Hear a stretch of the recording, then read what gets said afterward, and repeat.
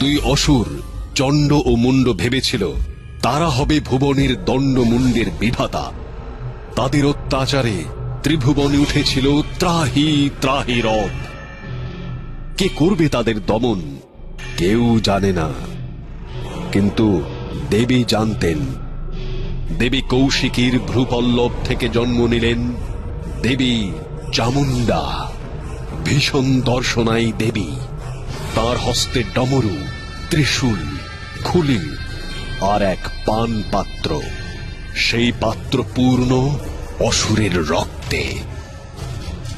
সেই শোণিত পানে এই দেবীর রং রক্তবর্ণা। চণ্ডমুণ্ডকে বিনাশ করে দেবী হলেন চামুণ্ডা।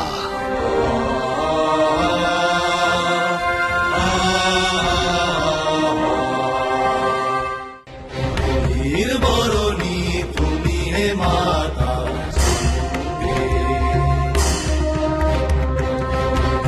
বরণী তুমি হে মাতা, এনিতে সর্ব তব বিষদশনা, কণ্ঠে যে উপবৃত শোণিত রসনা।